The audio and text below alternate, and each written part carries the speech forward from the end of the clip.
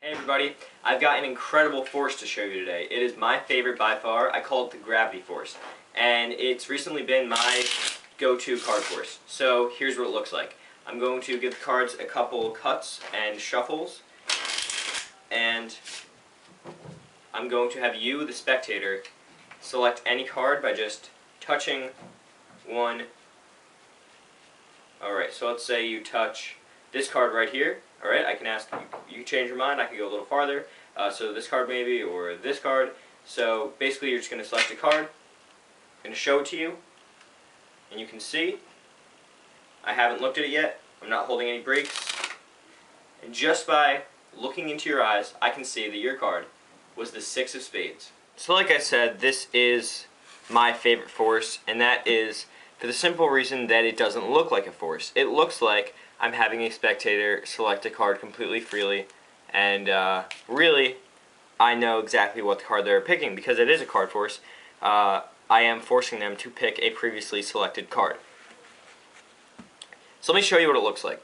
One more time, I'm just going to give the cards a shuffle. Alright, and I'm going to have them touch any card. Alright, so let's say right here, they want this card. Alright, show it to them, and right away I can tell that they selected the Ace of Spades. Now how did I do that? I did that by using this force, the gravity force, and I use gravity to help me out. That's why I called it the gravity force. So basically I'm going to start by shuffling up the cards, and I can do that by just riffling my thumb down the side of the pack, just like that. And when I do that, when I get to about halfway, I look at this card. So I look at the Queen of Spades. So I'm going to go down to about halfway. Alright. Look at the card without the spectator notice. So just glance at the card. Then I'm going to shuffle it, making sure that I put that card that I just saw, the Queen of Spades, down first.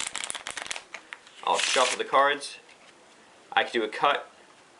Although now that I know what the card is, I want to do a false cut. But from the beginning, if I didn't have the Queen, I could do some real cuts.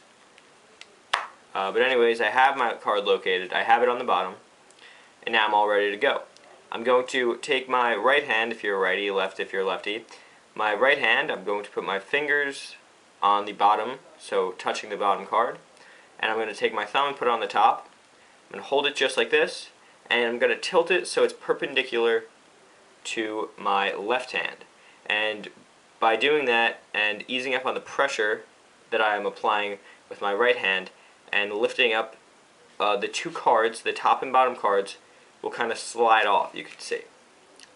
So by doing that, I am taking the bottom card, the Queen, and I'm separating it from the rest of the pack. So I'm going to do that motion, so ease up the pressure and kind of let the rest of the cards fall onto my hand. And while I'm doing that, I'm going to start rotating it to the right so that it becomes parallel with my left hand. So from perpendicular to parallel in one motion, just kind of like that. I'm going to do that. Okay, keep it like this. So now that I have the cards like that, you'll see. Alright, so I have this. I start rotating.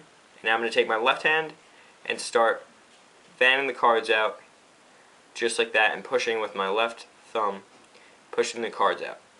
And if you'll see underneath, I still have it so it looks like all the cards are being normally fanned out, except I have the Queen, my selected card, on the bottom of everything, and I have that separated. So I'm going to continue to push off. When they do touch a card, it's important to say touch card, not take a card, because that will defeat the purpose. You're going to say touch a card, so they'll touch right here. I will separate the left pack. I'm going to take it and square it up, and you can see that here's the real card they selected, but here's the card I'm going to force. I'll tap, tap, tap, and while I'm tapping, it'll push their card that I'm going to have forced. It'll push that to the bottom, and I'll show their card, the Queen of Spades, and they'll think they just freely selected that. So one more time, a bit faster. I'm going to take it in this grip.